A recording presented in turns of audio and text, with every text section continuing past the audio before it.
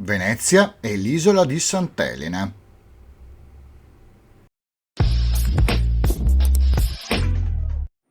Benvenuti in questo nuovo video in cui vi mostrerò una parte di Venezia nascosta che dovrete assolutamente conoscere, l'isola di Sant'Elena. Collocata all'estremità orientale della città, può essere considerata parte del sestiere di Castello. Il toponimo un tempo si limitava all'isolotto dove sorge la chiesa di Sant'Elena, che da secoli custodisce le reliquie della Santa Madre di Costantino.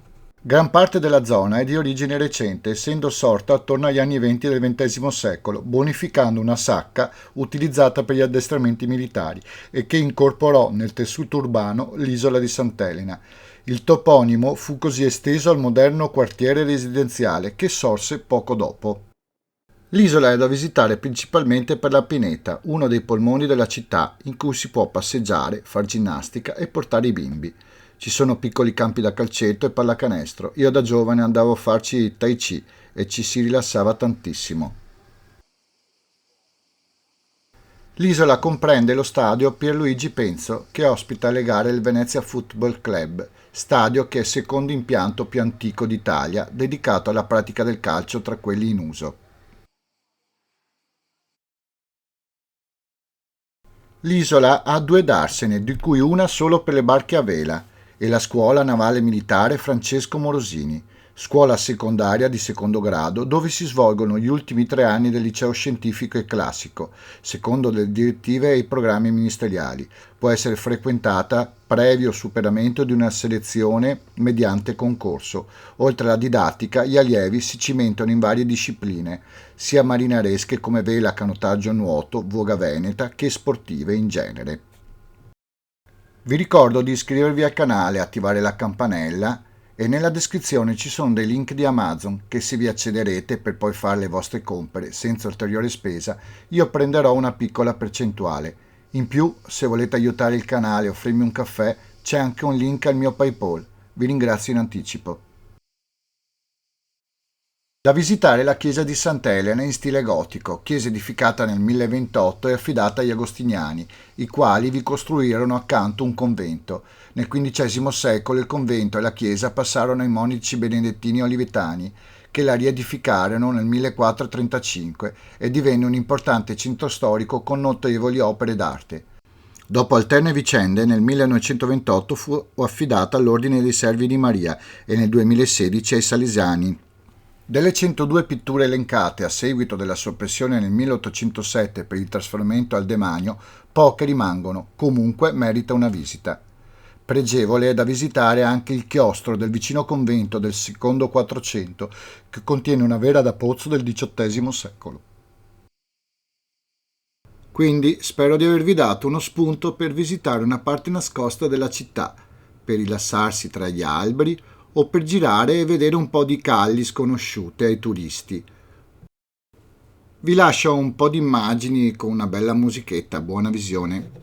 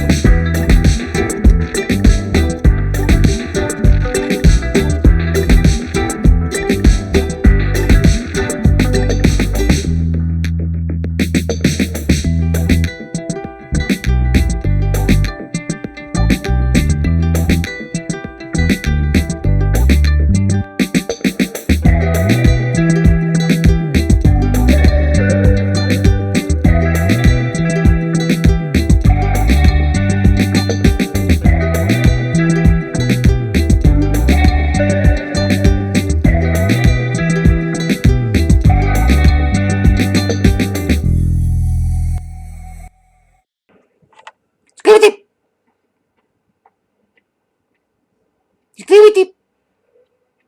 Iscriviti!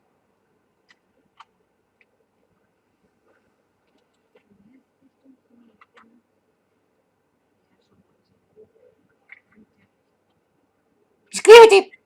Iscriviti! Iscriviti! Iscriviti!